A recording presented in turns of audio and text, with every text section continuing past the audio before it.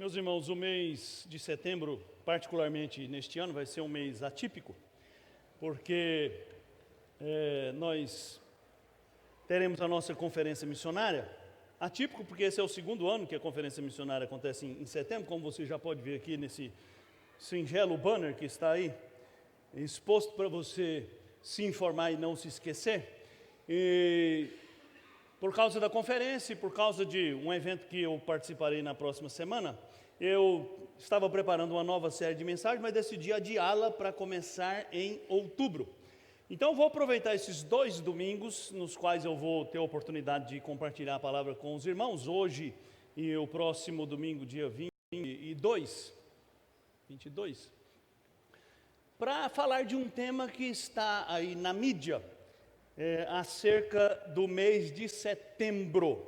E eu escolhi um título para 2 mensagens que eu vou pregar num texto longo, mas do qual eu vou ler apenas algumas pequenas porções para a nossa meditação. Talvez seja uma expressão que não é conhecida de muitas pessoas, mas para quem tem mais tempo de igreja, talvez conheça bem essa expressão, debaixo do zimbro. Quem lembra do que significa ou a que se refere isso? Misericórdia. O zimbro é uma árvore sob a qual o profeta Elias fez a mais improvável oração que se espera ouvir. Mas a gente vai chegar lá. Por enquanto, só para você saber o que é debaixo do zimbro. E essa expressão, então, tem um significado bastante peculiar, sobretudo por causa deste mês de setembro.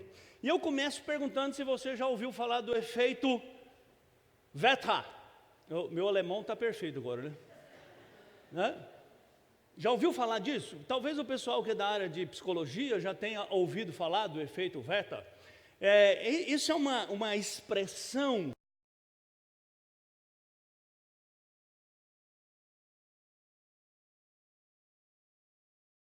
mais precisamente em 1774, o escritor alemão Goethe publicou um livro chamado Os Sofrimentos do Jovem Werther.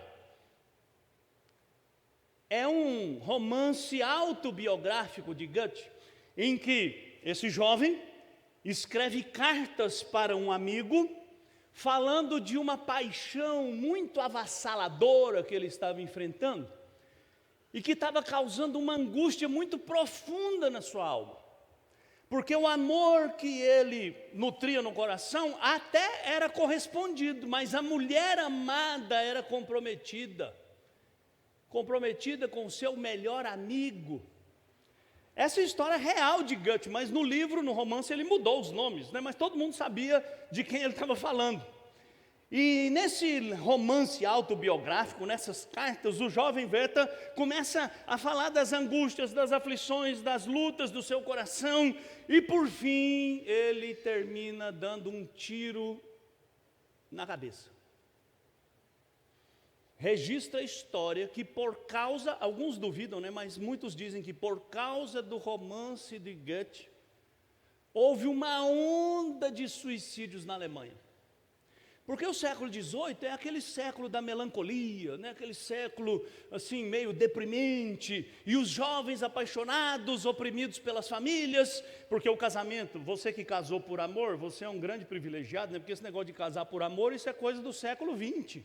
Século XIX, século XVIII, as pessoas se casavam puramente para manter o patrimônio, para manter o nome da família e para garantir o futuro. Não tinha esse negócio de amor, esse negócio de sentimento. O casamento era um negócio, as famílias se reuniam e os jovens se apaixonavam lá no século XVIII, como se apaixonam hoje.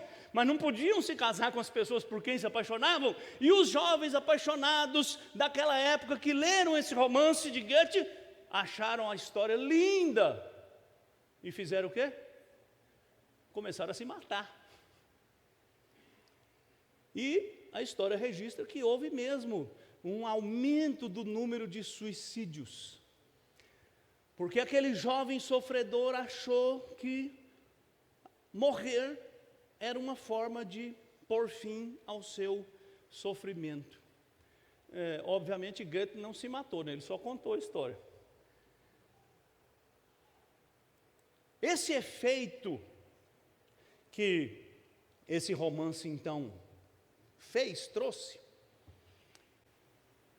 colocou no topo da discussão um tema que sempre esteve sendo discutido na filosofia, na teologia, na sociologia, na medicina, que é a questão do suicídio. Muitos filósofos escreveram sobre o suicídio, sobre o que leva uma pessoa a achar que tirar a própria vida é uma solução aceitável para suas lutas e para suas angústias. E como o suicídio tem se tornado um problema de saúde pública, o mês de setembro é o mês da prevenção do suicídio. Segundo a Organização Mundial de Saúde, 90% dos casos de suicídio podem ser ou poderiam ter sido evitados se tivessem sido assistidos, se tivesse havido atenção, se tivesse havido cuidado. Mas acontece que a nossa sociedade, ela meio que cultua a morte. Por isso, o efeito Werther não é uma coisa incomum. Recentemente, os jovens adolescentes devem ter assistido essa série chamada 13 Reasons Why, 13 razões por que alguém decide tirar a vida. É a história de um adolescente, eu não assisti, acho até que eu devia assistir, mas não assisti, mas eu li, né, os spoilers, e é a história de um adolescente que tira a vida por causa de uma série de acontecimentos, enfim. Por isso, os estudiosos acerca desse tema tão doloroso, tão conturbado, falam que o suicídio é uma doença contagiosa, que não é incomum que o suicídio de uma pessoa cause o suicídio de outros, cause o suicídio dos amigos, de pessoas que conhecem aquela pessoa. Por isso se fala também desse suicídio em cluster, que é o suicídio em massa, mas não é em massa no sentido todo mundo se reúne para se matar, não, mas é o suicídio que é o efeito manada. E essa série aqui, eu sei que quem assistiu e quem gosta vai falar, isso não tem nada a ver, mas eu vou só dar um dado para você. O Centro de Valorização da Vida declarou que enquanto a série 13 Razões Por Quê estava no ar,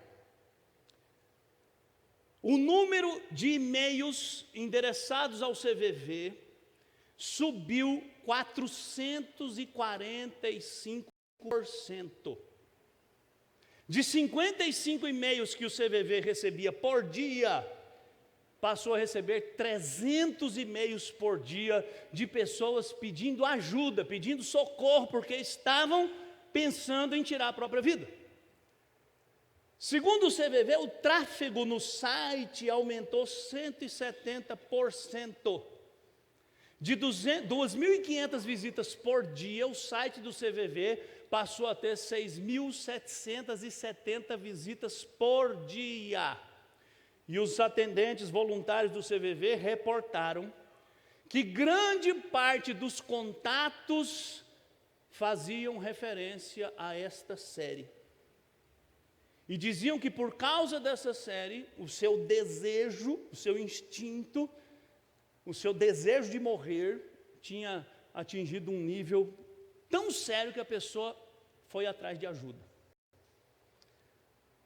Isso, muito provavelmente, pode ser chamado de o suicídio em cluster, esse suicídio que vai sendo arrebanhando, porque está sendo falado sobre isso. É claro, eu não vou tratar aqui de tudo que diz respeito ao suicídio, porque não é minha especialidade, não é minha área, mas eu trouxe aqui mais alguns dados.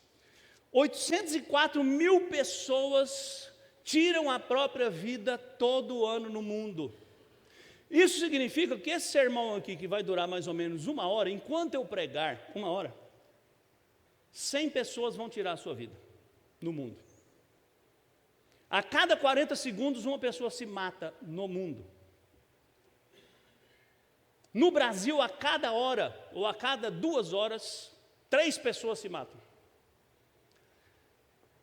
E curiosamente, a gente ouve falar, o japonês se mata, o sueco se mata, o povo do país rico se mata, mas 75% das mortes por suicídio aconteceram no ano de 2012 em países pobres ou em países em desenvolvimento, como o Brasil.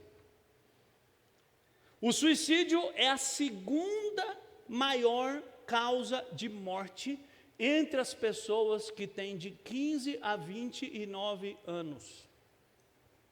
E aí eu destaquei um dado aqui.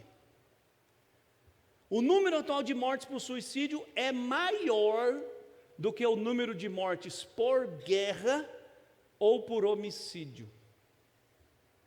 Então morre mais gente todo ano porque tira a própria vida do que gente que é assassinada ou gente que morre em conflitos bélicos, em guerras. No Brasil, são 11 mil suicídios por ano. É a quarta maior causa de mortes entre jovens de 15 a 29 anos.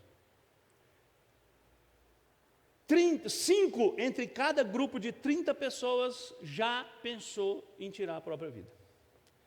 A gente tem um auditório aqui de cerca de 200 pessoas, talvez não isso, mas se tivéssemos aqui 300 pessoas para arredondar a conta, havia a chance de 10 pessoas desse auditório já terem pensado em tirar a própria vida.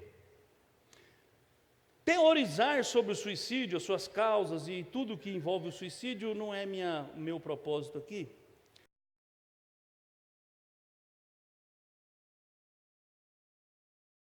Mas isso não é um problema meu, eu nunca pensei nisso. Eu nunca pensei em tirar a minha própria vida. Que bom, né? Mas, ao mesmo tempo, eu acredito que a maioria de nós que estamos aqui, talvez não tenha pensado em desistir da vida, mas certamente já pensou e já desistiu de muitas coisas na vida. Já abandonou muitas coisas na vida. Já se desiludiu por muitas coisas na vida. Glória a Deus, porque você ainda não teve a ideia de que a morte talvez fosse uma solução para a dor aguda que você está enfrentando ou já enfrentou. Então eu quero falar para você que talvez você está pensando assim, eu nunca pensei em tirar a minha vida, mas você já pensou e já desistiu de muita coisa. Por exaustão, por incredulidade, por medo, por N razões.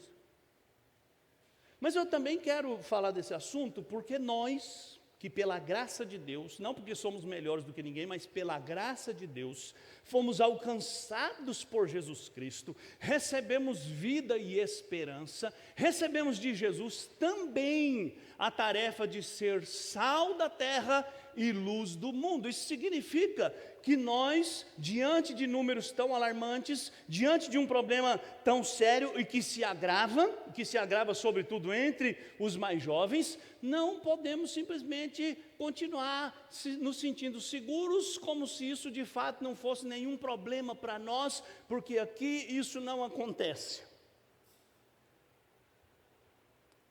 Infelizmente eu já enfrentei isso no meu ministério.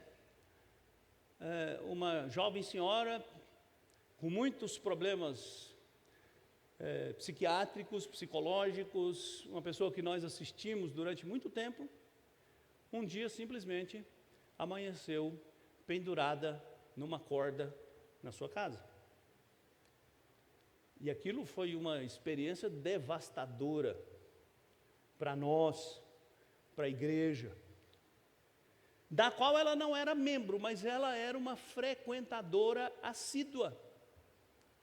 Se você é sal da terra e luz do mundo, e eu não tenho nenhuma dúvida disso, se você é cristão, você é um instrumento que Deus pode usar para ajudar pessoas que estão enfrentando crises tão agudas a ponto de pensar em tirar a própria vida.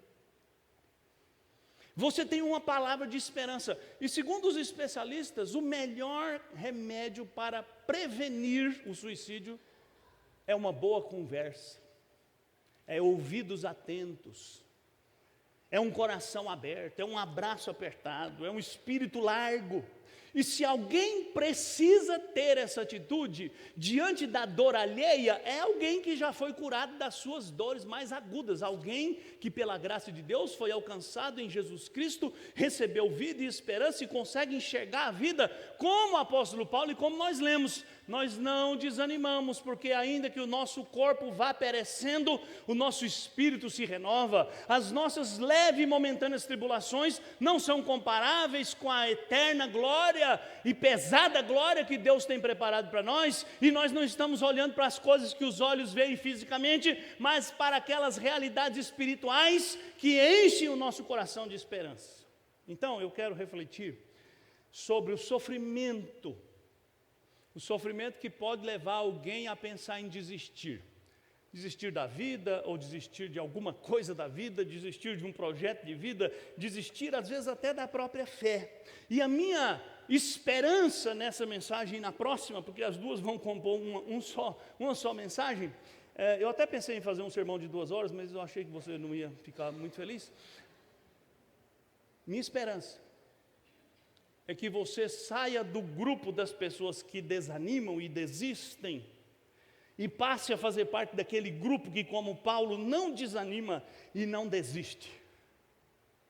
Daquele grupo que não se deixa abater pelas leves e momentâneas tribulações, e vá para aquele grupo que sabe que há um peso de glória acima de toda comparação reservada para aqueles que creem, que saia daquele grupo que está sofrendo por causa do que os olhos veem fisicamente e seja membro daquele grupo que enxerga além, que enxerga para lá, para depois, para a eternidade, para a glória, para a bem-aventurança eterna. Mas eu vou ler um texto que mostra que isso não é uma coisa fácil. Primeiro livro dos Reis, capítulo 19, versículo 3 e 4, a maioria das pessoas aqui conhecem bem a história do profeta Elias. Eu vou recontar aqui rapidinho, mas eu quero ler só esses 2 versículos, e obviamente eu vou expor mais esses 2 versículos, mas acabarei me referindo à história como um todo. O texto que diz assim: pois Elias levantou-se e para salvar sua vida se foi, e chegou a Berseba, que pertence a Judá, e ali deixou o seu moço. Ele mesmo, porém, foi ao deserto, caminho de um dia, e veio, e se assentou debaixo de um zimbro, e pediu para si a morte, e disse: basta, toma agora, ó Senhor, a minha alma, pois não sou melhor do que meus pais.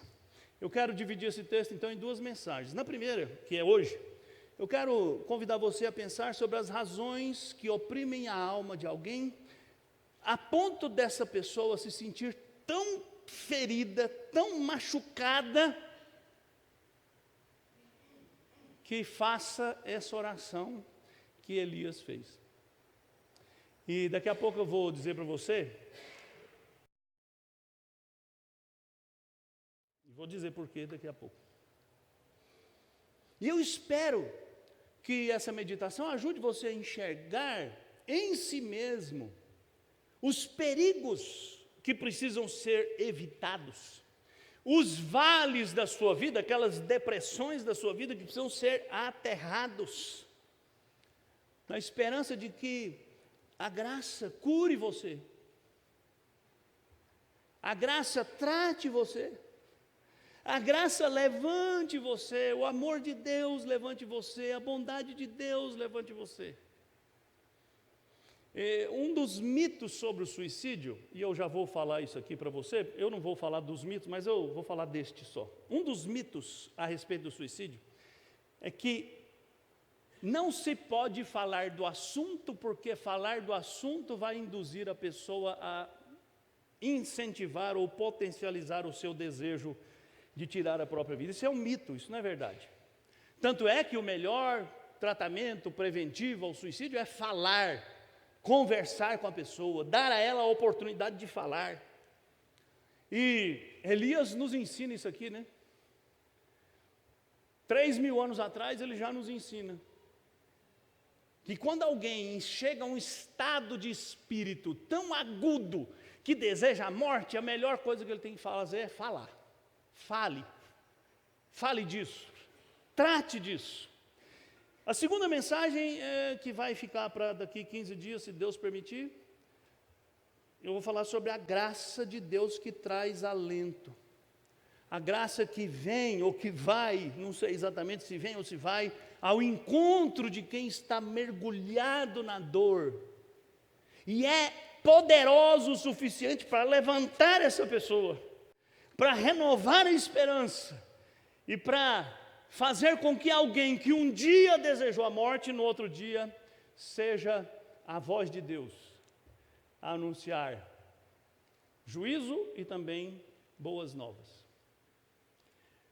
Elias, irmãos, é o profeta, foi Spurgeon que falou que Elias é o profeta de ferro.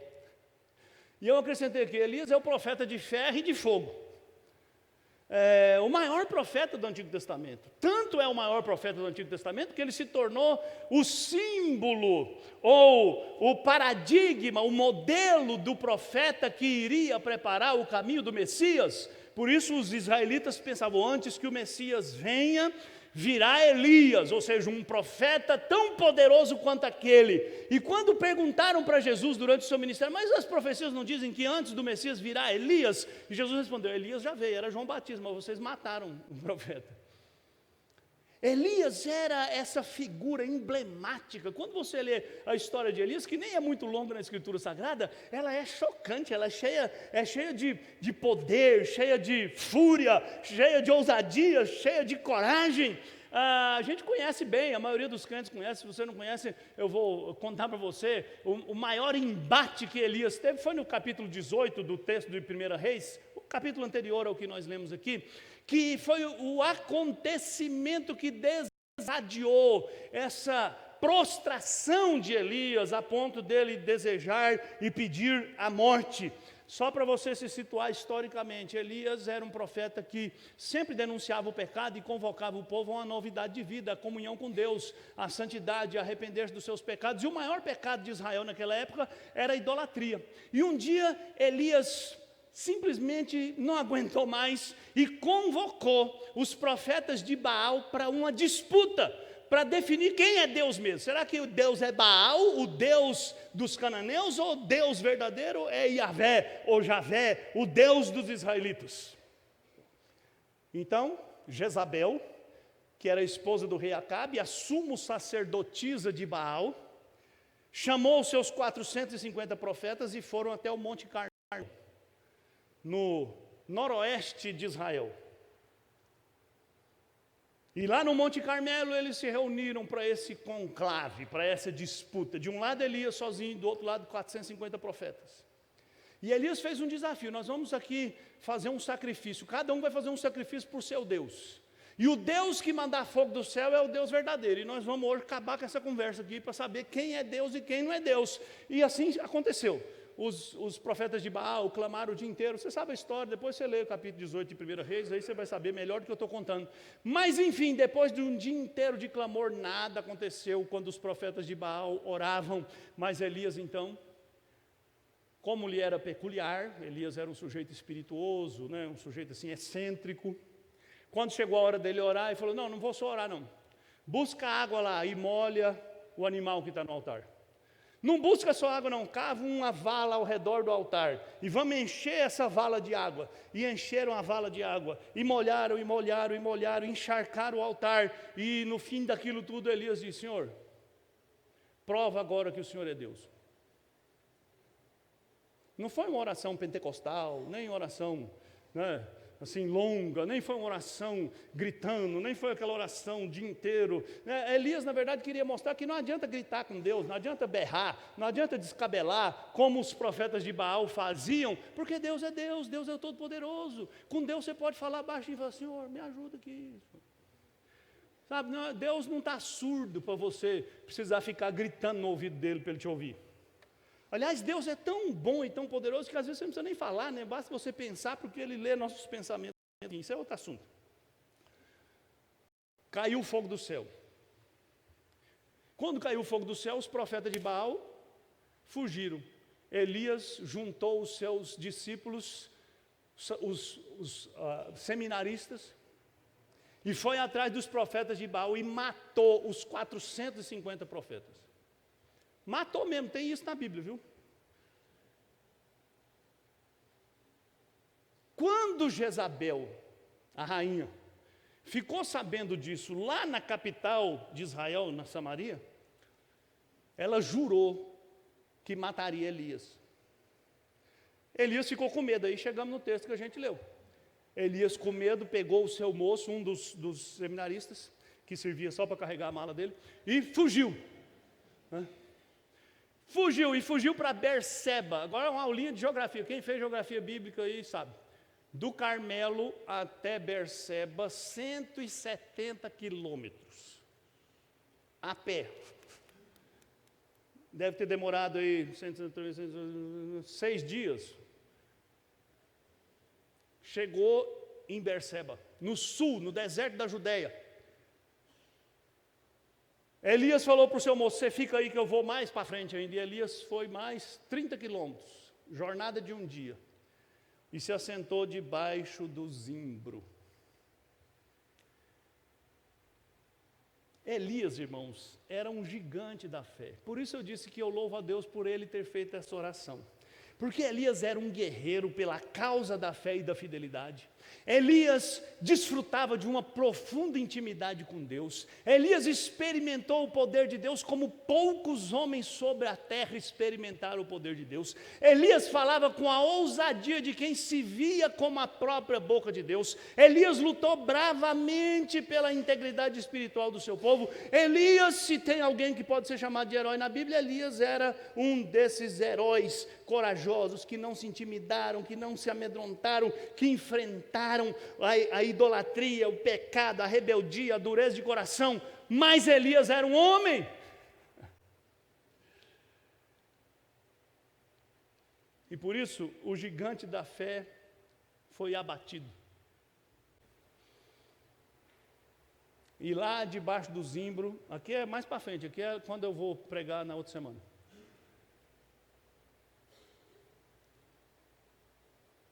Ele fez essa oração. E todas as vezes que eu leio esse texto, eu fico pensando, como pode um homem dessa envergadura orar pedindo a morte? Como pode um homem que atingiu um nível espiritual tão elevado mergulhar tão fundo na angústia a ponto de dizer: chega? E aí eu me sinto muito animado, muito confortável, porque se um homem com essas credenciais espirituais está sujeito a experimentar um estado de prostração que pareceu tão profundo a ponto dele pensar que a morte era a única alternativa razoável e que ele não conseguiria passar por aquele vale e que a melhor resposta era o fim da sua vida, então eu fico tranquilo. Quando eu enfrento os sofrimentos, e às vezes eu não tenho força nem para orar, nem essa oração ousada. Elias era um homem ousado, ele tinha coragem de fazer até essa oração, né? A gente pode até pensar nisso, mas não tem coragem de falar isso para Deus. Então, por isso que o tema da nossa meditação hoje é quando as forças se vão. E o meu propósito é pensar naquilo que Elias sofreu para que as forças dele tenham ido embora. E como essa história pode ajudar você e a mim quando as nossas forças também se forem. Algumas verdades que eu quero compartilhar com você, tão rápido quanto for possível. Primeiro, o melhor remédio para as nossas dores é ficar face a face com a nossa fraqueza. Encarar a nossa fragilidade é o primeiro passo para sermos curados delas. Sabe, nós todos tentamos nos proteger de todas as dores, nos proteger de todos os riscos. Nós todos queremos passar para as pessoas ao nosso redor aquela aura de onipotência, aquela aura de autoridade, aquela aura de que nós somos inerrantes, de que nós não vamos falhar, que nós não vamos deixar as nossas responsabilidades, que nós somos fortes, que nós somos firmes, que nós somos capazes. Elias era um homem assim, irmãos. Elias era um homem que falava com autoridade absoluta. Se você voltar lá na história, você vai ver que depois de ter matado os profetas de Baal, Elias foi lá no rei Acabe e falou: pega a sua carroça aí, sai correndo, porque vai chover. E o céu estava, aquele sol arrebentando, né? O sol de Israel é impiedoso, né? Então estava aquele sol, E o rei deve ter olhado para a cara dele e falou: está doido, além de ter matado os profetas, agora abilolou completamente. E Elias mandou o seminarista ir lá olhar, vai lá olhar no mar. Aí ele olhou e viu uma nuvenzinha lá. E Elias voltou a falar para o rei: pega o seu carro e corre, porque senão você não vai conseguir sair daqui. E o rei pegou o carro e foi correndo. E Elias correu na frente do carro. Sabe, irmãos, Elias era um homem forte, era um homem ousado, era um homem corajoso. E por isso eu louvo a Deus por essa história ter acontecido com Elias. Porque aquele homem forte, aquele homem ousado, aquele homem que muitas vezes mostrou absoluta coragem diante de todas as situações, foi confrontado com a sua estrutura frágil, e era necessário que isso acontecesse para o nosso proveito, para o nosso crescimento. E isso é tão verdade que Tiago, lá na sua carta, o irmão de Jesus, registrou assim: Elias, semelhante a nós, sujeito aos mesmos sentimentos, e orou com instância para que não chovesse sobre a terra, e por 3 anos e 6 meses não choveu. Tiago está dizendo: olha, você pode orar, porque Elias era um homem como você, e ele orava e as coisas aconteciam. Ele orava e o que ele pedia a Deus, Deus respondia a ele positivamente. Então, se você está sofrendo, você que é como Elias, frágil como Elias, limitado como Elias, cheio de dores como Elias, você pode orar, você não precisa ficar calado, você pode falar com Deus. Se Elias fez até a oração mais improvável, a oração mais escandalosa, a oração que qualquer crente tem medo até de pensar nela, o que você não pode falar para Deus? O que por acaso Deus não pode ouvir dos seus lábios? O que por acaso Deus não pode atender no seu coração e nos seus anseios? Spurgeon, certa vez, pregando sobre Elias, Spurgeon, aquele pregador que eu já citei aqui várias vezes, né, pregador inglês do século XIX, Charles Spurgeon, ele disse assim: o melhor homem do mundo continua sendo apenas um homem. E, portanto, o melhor homem do mundo, sendo apenas um homem, não tem o direito de ter o orgulho de dizer: isso eu não vou falar para Deus, isso eu não vou fazer, ninguém vai me atingir, ninguém vai me tocar. Sabe, irmãos, não subestime os riscos que você corre. Sabe, muitas vezes nós caímos no pecado e nós desistimos porque nós somos displicentes, nós nos deixamos dominar por uma soberba, por um orgulho, por uma autossuficiência, a ponto de achar que a gente não precisa mais orar todo dia, a gente não precisa mais dobrar o joelho diante de Deus, a gente não precisa mais buscar a Deus com instância, com dedicação. Nós nos cercamos de toda a segurança que o dinheiro, saúde, que tudo que o mundo dá, traz para o nosso coração, e nós vamos deixando Deus de lado.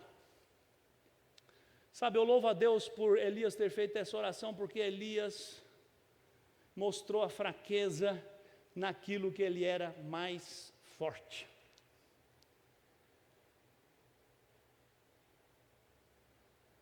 Poucos dias antes, irmãos, uma semana antes, Elias estava lá, diante de 450 profetas, dizendo: o meu Deus é o Deus verdadeiro, e o Deus de vocês é uma mentira.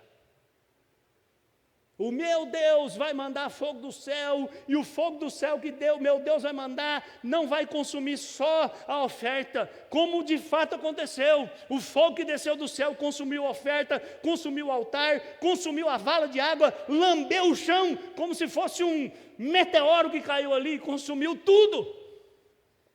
Mas agora,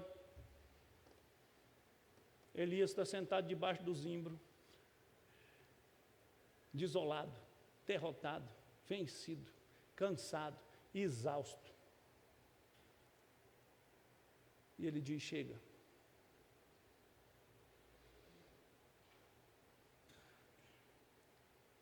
Quando ele viu a sua vida ameaçada,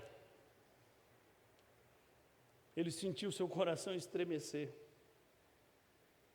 E aquela ousadia de poucos dias atrás foi embora, na mesma pressa que ela chegou.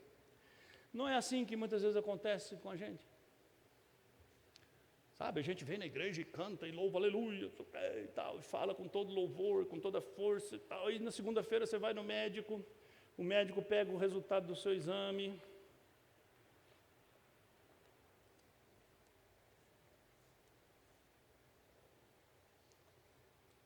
E diz assim: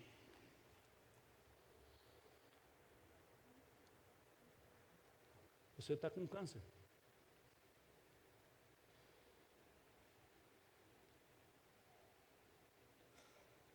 Você já teve a sensação do chão sair debaixo dos pés?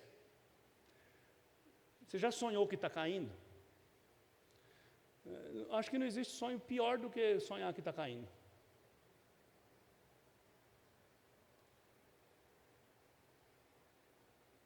E aí você tem que dizer para Deus: Senhor, eu sou mesmo uma porcaria. Ontem eu estava cantando, não deixarei de te louvar, não deixarei de te buscar. E hoje eu estou com raiva. Hoje eu estou com raiva do Senhor. Por que eu estou doente? Por que eu perdi o emprego? Por que meus filhos não me obedecem? Por que meus filhos não creem no Senhor? Por que eles estão perdidos?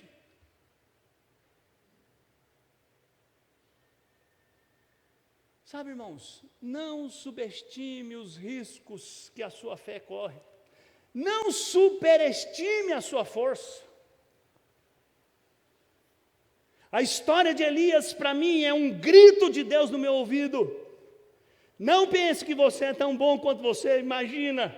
Não confie tanto em si mesmo como você tem confiado.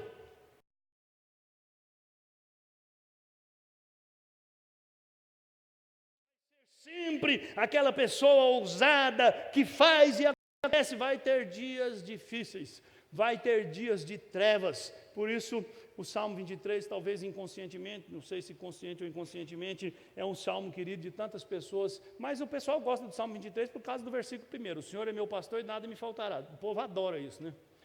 Embora eu já tenha dito aqui que esse salmo não é uma promessa, é uma declaração de fé. O que Davi está dizendo é assim: já que o Senhor é meu pastor, eu não preciso de mais nada, eu já tenho tudo. Mas aí você vai lendo o salmo e lá num certo lugar tem um versículo que você pula. Davi diz assim: ainda que eu ande pelo vale da sombra da morte, não temerei mal algum, porque tu estás comigo. Porque o teu bordão e o teu cajado me guardam, me consolam, me guiam, me protegem.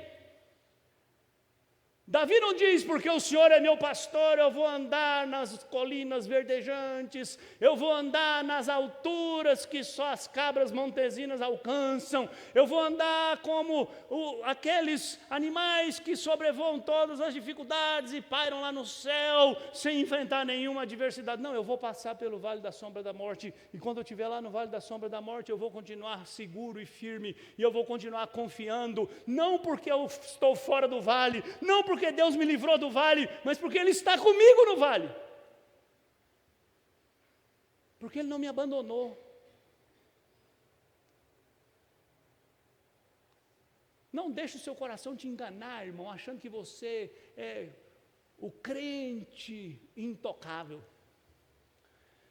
Nos anos 80, quem assistiu o filme Intocáveis, tem uma cena chocante, né? Os intocáveis eram agentes do FBI que estavam no encalço de Al Capone, o famoso traficante de whisky. E é uma história real, não em todos os, mas tem uma cena chocante que o povo começou a chamar aquela equipe de investigadores de intocáveis. E Al Capone mandou matar um deles dentro do elevador e mandou escrever com sangue na parede do elevador assim: tocáveis.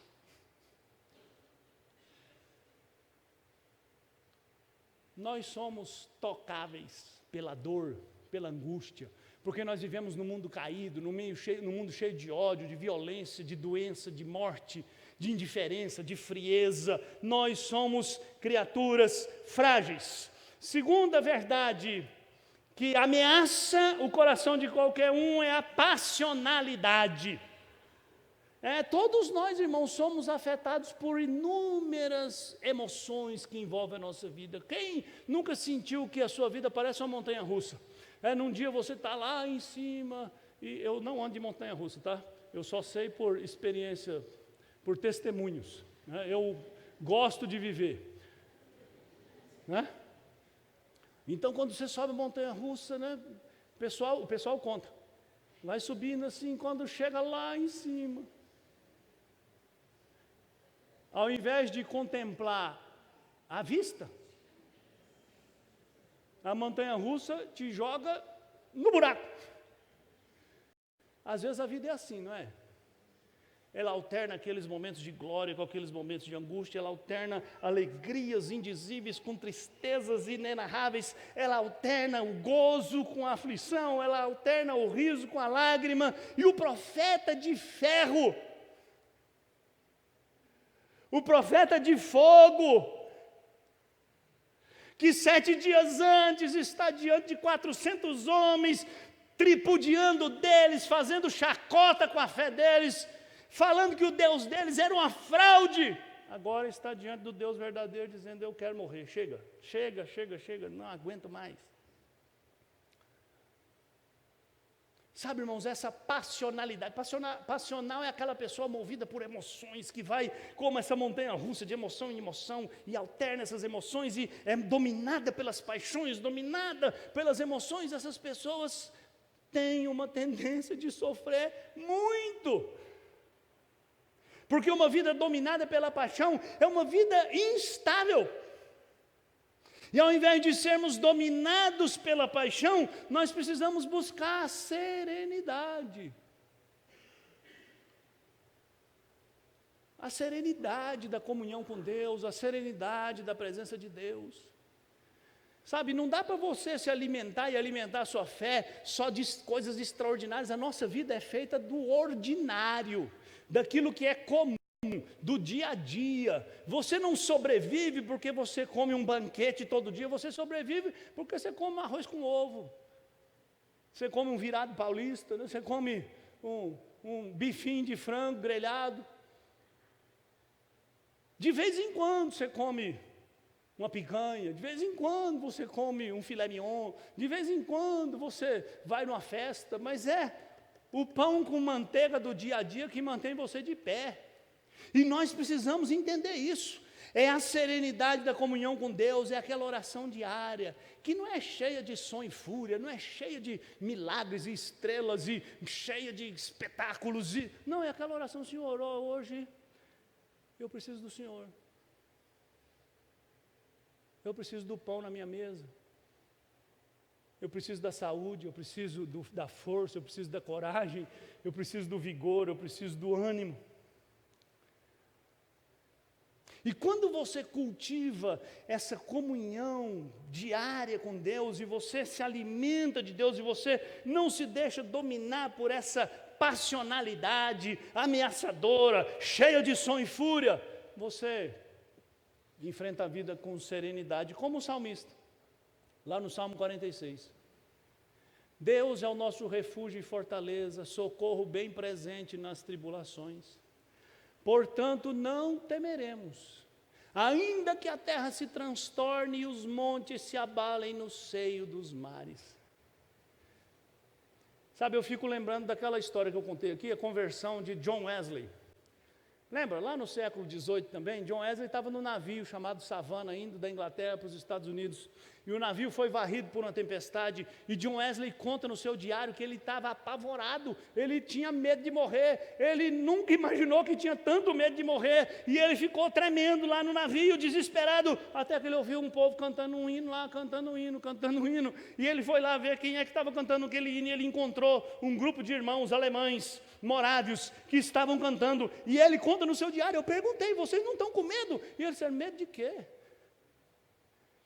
Nosso Deus é o Todo-Poderoso, e se Deus quiser que a gente morra nessa tempestade, a única coisa que vai acontecer é que nós vamos para o céu. Então glória a Deus, vamos cantar. Vamos cantar para Deus abainar o mar, ou vamos cantar para ir para o céu? 2 anos depois, John Wesley conta que aquela experiência naquele navio foi a chama de Deus que converteu o coração dele à fé genuína. Que antes era uma fé só teórica, mas que agora era a fé de quem sabe que ainda que as águas tumultuem e espumejem, ainda que os montes se transtornem, ainda que haja barulho, ainda que uma tempestade arraste a sua nau, você está tranquilo. Como Jesus, no mar da Galileia. Enquanto os discípulos se desesperavam, Jesus dormia. No boletim de hoje está uma pastoral sobre isso. Convido você a ler. Terceiro, esse texto me ensina que eu sou e Elias é e todos nós somos uma unidade psicossomática. A gente tem mania de dividir as coisas, né? Mas um detalhezinho que talvez passe sem muita atenção nesse relato, para mim é importante.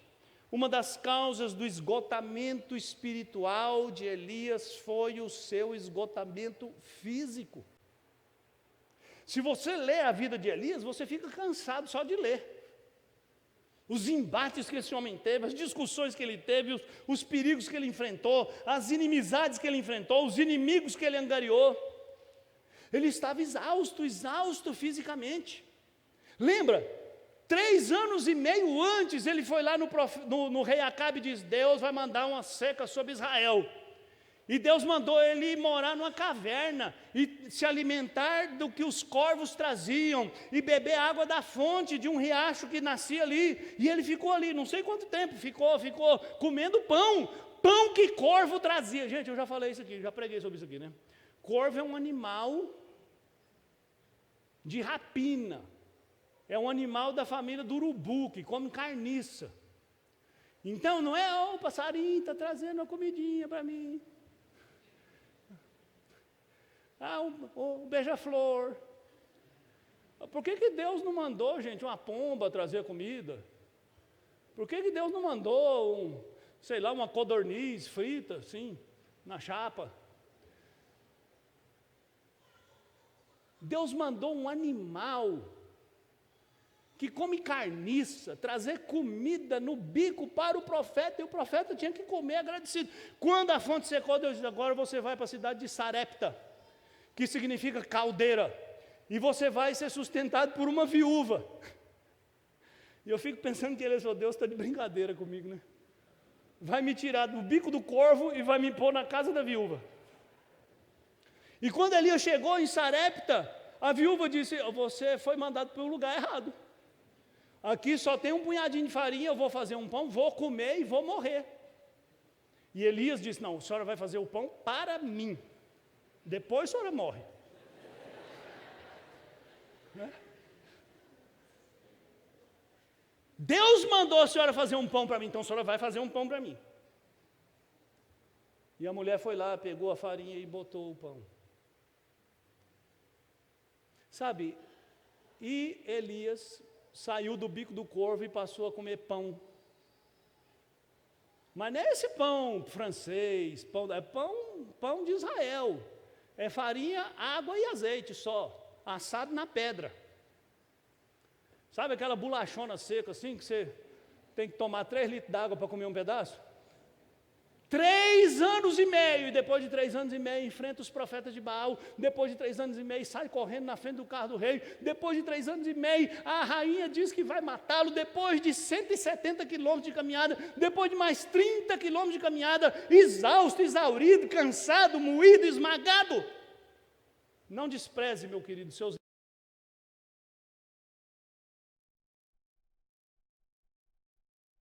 Agora pode falar, não é? E nem adianta estar com a luva do destino, porque a maldita luva matou o infeliz. Mas a gente acha que nós somos fortes. Só para te lembrar, o diabo, que não é besta, foi tentar Jesus depois de 40 dias de jejum. Você acha que Jesus estava depois de 40 dias de jejum como? Para usar uma expressão com ele, estava só a capa da gaita. Né? Só a capa da espingarda. Era homem, Jesus era homem. Fica 40 dias sem comer. Jesus deve ter emagrecido, ele devia ter uns 60 quilos, devia estar com uns 30. E o diabo achou agora é a hora. Ele está frágil, ele está carente, ele está com fome, ele está com sede. E qual foi a primeira tentação que o diabo fez? Transforma essas pedras em pães, um filho de Deus não passa fome.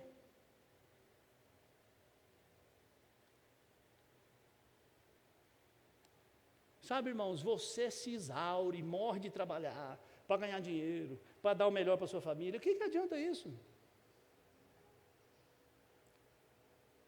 Sabe, quando eu uso essa expressão unidade psicossomática, eu quero dizer para você o seguinte, que você é um conglomerado, você não é duas coisas, você é um ser espiritual e material ao mesmo tempo. O que você sofre espiritualmente reflete no seu corpo, o que você sofre fisicamente reflete na sua alma. É impossível você estar bem espiritualmente e na sua plenitude do vigor espiritual se você não está bem fisicamente. Por isso que quando você fica doente, a sua fé se abate, não abate? Aí você tem que orar mais, você tem que pedir mais, você tem que ajoelhar mais. Por isso que Deus deixou Paulo doente. E quando você está no pleno vigor físico, dinheiro no banco, viajando para Cancún de férias, você lembra de Deus? Fala sério. Você lembra de Deus? Só quando você estava andando na montanha-russa lá na Disney. E ela chegou lá em cima, senhor. Lá no Busch Gardens, aquela montanha-russa do inferno. Aí você, ai meu Deus. Mas de resto, cuide com atenção de sua integridade física e espiritual, porque as duas cooperam e trabalham juntas. Quando você está cansado fisicamente, você não tem tempo para orar, vontade para orar. O máximo que você faz é aquela oração que começa de noite e termina de manhã. Você começa assim, ó Senhor. No dia cedo você fala amém. Você está cansado, você é humano. Você tem limites, você tem fraquezas, você tem carências, carências físicas, carências afetivas, carências emocionais. Por isso o apóstolo Paulo, escrevendo aos Filipenses, ele diz, sim, todas as outras coisas perdem o valor quando comparadas com o ganho inestimável de conhecer Cristo Jesus, meu Senhor. Eu pus de lado tudo mais, achando que valia menos do que nada, a fim de que possa ter a Cristo e tornar-me um com Ele. Paulo diz, eu vou cuidar da minha integridade espiritual, e eu vou velar por ela, e as outras coisas vão junto com tudo isso, e essa comunhão com Cristo vão sobreviver. Aí você está pensando, mas pastor, Elias não tinha comunhão com Deus? Tinha. Elias não era a boca de Deus? Era, mas Elias estava exausto. Elias estava cansado da luta. E aí, a quarta verdade que eu aprendo aqui é a dedicação solitária. Eu pus solitária entre aspas aqui e os irmãos vão saber bem por quê. Elias estava decepcionado com o descaso espiritual do seu povo.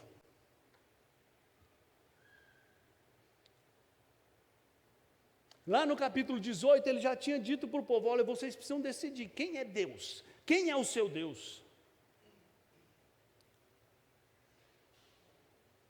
Elias diz, eu estou só. Depois a gente aprende que ele não estava só, né? Na próxima nós vamos falar disso, mas essa era a sensação que ele tinha. Ele estava focado na maioria das pessoas e ele se via solitário, e aquela dedicação que ele achava que era solitária estava esmagando a fé dele. E aí eu aprendo uma lição muito importante, eu não posso permitir que a frieza de outros contamine o meu coração. Sabe, irmãos, não é fácil suportar o peso da indiferença. Eu já disse isso aqui, o contrário do amor não é o ódio, o contrário do amor é a indiferença. Então assim, vou falar uma coisa para você. Não adianta você declarar grande amor a ninguém se você não está atento às necessidades da pessoa que você diz amar. Se você não ouve, se você não supre, se você não está presente. E sabe, irmãos, é difícil. E eu me coloco no lugar de Elias, e eu sei que é difícil quando você está tentando estimular o povo, levantar o povo, dizer para o povo, vamos por aqui, esse é o caminho. E há um descaso, há uma frieza, há uma absoluta indiferença, e não é por outra razão que muitos líderes desistem. Muitos de vocês que estão sentados aqui já ocuparam a liderança da igreja, e se hoje eu falar para vocês, escuta, você não quer ser líder do departamento, eu não termino nem de falar, não pastor, não quero. É pesado, custa caro, é difícil. Sabe, quando nós procedemos friamente com a liderança que Deus colocou na nossa vida, nós estamos pecando e nós estamos contribuindo para a queda daqueles que precisam do nosso apoio, mas que são tratados com absoluta frieza e indiferença. E foi exatamente o que aconteceu com Elias. É isso que ele estava sentindo no coração. Ele diz, eu estou sozinho, eu estou abandonado, eu não aguento mais falar com o povo, dizer para o povo, desafiar o povo, e o povo não ouve. Sabe, e muitas vezes nós somos cruéis. A gente tem a boca pronta para criticar. Como eu já falei aqui várias vezes, né? Todo mundo é comentarista de programação encerrada, né? Acabou o almoço hoje, mas não podia ter faltado gás, gente. O que esses pastores estão fazendo aí que deixou o gás faltar? E eu tive que esperar meia hora para comer. Ah, se fosse eu, esse cardápio, Márcia, o que é isso, Márcia? Boi ralado. Sabe, a gente tem essa habilidade. Elias estava exausto. Por isso, nós precisamos almejar o crescimento sempre, para nós não sermos tomados por essa sensação de solidão que nos esmaga. Sabe por quê? Quem garante que amanhã não será você que estará contaminando alguém com sua frieza? E aí, eu abro um parênteses, você que está nos visitando, por favor, feche o seu ouvido, isso não é para você, tá bom? Mas é um fenômeno que acontece nessa igreja e acontece em outras igrejas. Eu tenho colegas com quem a gente conversa, mas é assim, ó. Programação das mulheres, as mulheres planejam tudo e convida a igreja e faz cartãozinho e chama e põe no boletim e põe no aplicativo e põe não sei aonde, não sei o quê. No dia da programação, quem vem? Algumas mulheres. Programação dos homens, os homens fazem programa. Vamos ali, ó. Culto de abertura da conferência missionária, sábado, 28 de setembro, 18 horas.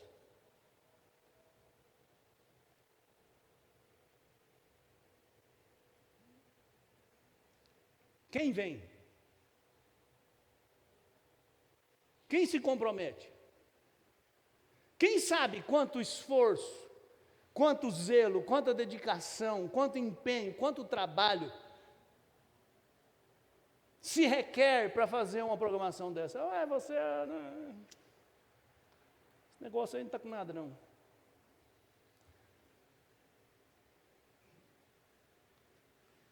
Sabe, irmãos, nós precisamos melhorar, nós precisamos crescer, nós precisamos evoluir espiritualmente e sair desse egoísmo, desse nosso círculo em que você é o centro e tudo tem que orbitar em torno de você. Eu acredito que Elias estava assim, enganado, mas ele estava se sentindo assim. Quando ele diz, basta porque eu estou sozinho, basta porque eu não vou mais lutar, basta porque eu estou cansado, basta porque eu não vou mais lutar contra e a favor de quem não quer nada com Deus. E talvez Elias pensasse, se eu morrer eu vou para o céu, então aleluia.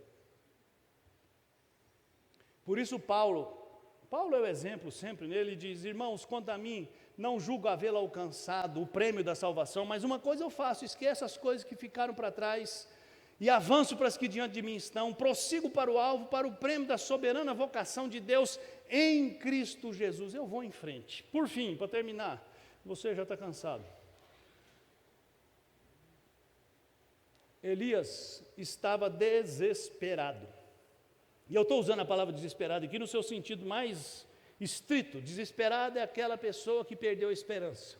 E perdeu a esperança a ponto de achar que a morte era uma resposta razoável para trazer alívio para o seu cansaço. E Elias fez um pedido tolo, um pedido que escondia atrás de si esse engano de achar que a morte iria trazer alívio para a sua dor.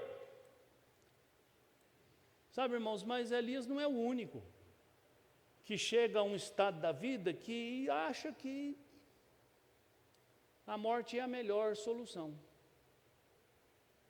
E o que a gente tem que fazer nessas horas? A primeira coisa é pedir ajuda, antes que seja tarde. E eu volto lá atrás e eu louvo a Deus por essa história, porque Elias abriu a sua boca e disse, Senhor, eu estou a ponto de desistir, eu já desisti, eu quero morrer, chega. Sabe, o segundo mito, que eu falei que ia falar alguns mitos aqui, né, sobre o suicídio. Às vezes você ouve alguém falar que quer se matar, e existe um mito de achar que a pessoa que diz que quer se matar, ela quer morrer, ela não quer morrer. Ela quer socorro, ela quer ser ajudada.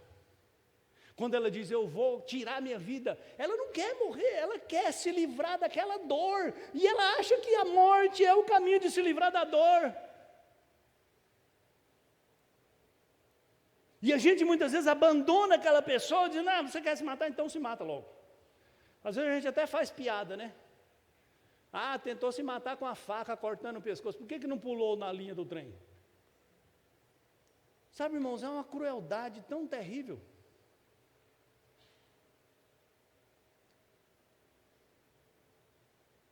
Elias está exausto e ele pede ajuda, ele derrama o seu coração.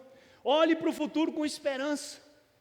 Quando Elias diz assim, basta, ele tinha a tola e equivocada ideia de que sua missão tinha acabado. E aí eu gosto do Spurgeon de novo, eu já citei Spurgeon, vou citar de novo. Spurgeon, é atribuída a Spurgeon essa frase que diz que você é imortal até cumprir a tarefa que Deus tem para você.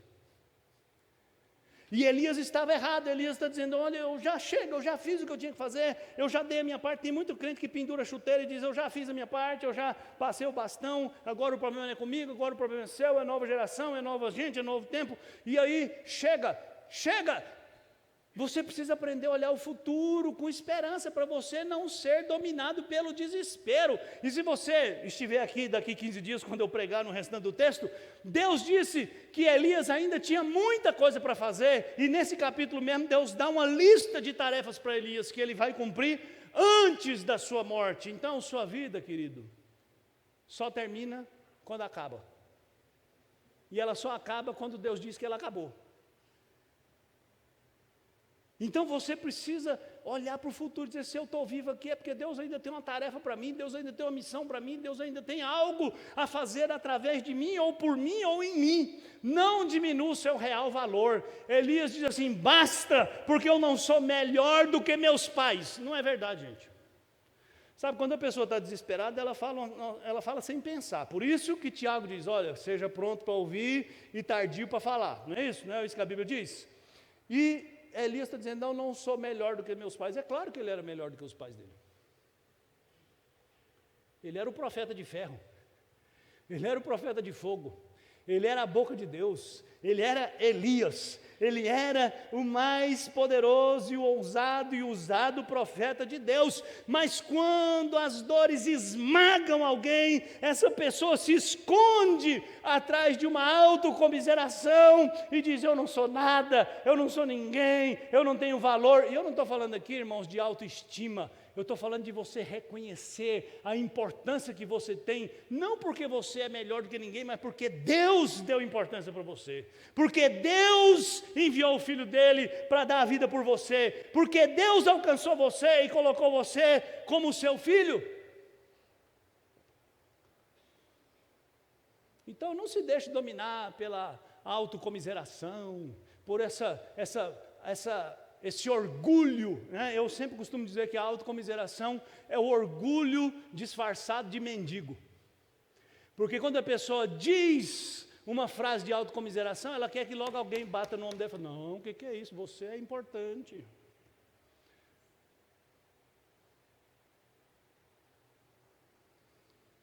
Não aceite a solidão. Elias diz no versículo 10, eu fiquei só. E essa frase é interessante, irmãos, porque Elias não era um homem que estava preocupado com gente ao redor dele. A solidão aqui é uma solidão espiritual. Elias era um homem excêntrico, ele morava no deserto, ele vestia roupa de camelo, ele comia insetos, né? Ele era vegano. Vegano come inseto, gente? Deve comer, né? Porque, sei lá. Ô, meu irmão, você é vegano, me perdoa, tá?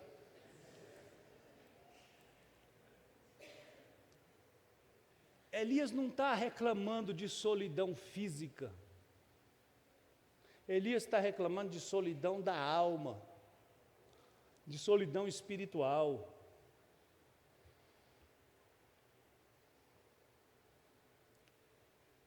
E sabe, Deus deu um remédio tão maravilhoso para esse problema, que se chama igreja. Sabe, esse monte de gente que às vezes você acha que não presta para nada, é a resposta de Deus para a solidão da alma. É a resposta de Deus para a necessidade que todos nós carregamos dentro de nós de ter alguém com quem dividir a nossa vida.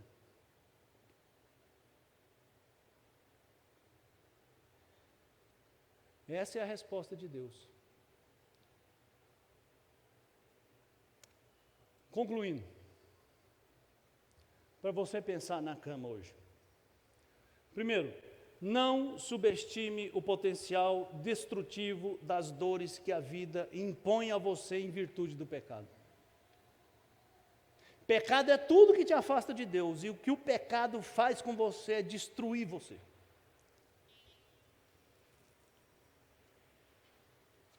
Segundo, não menospreze o poder das experiências emocionais que você enfrenta. Ainda que você negue, ainda que você diz, não, eu não me afeto com nada, não. Eu estou resolvido.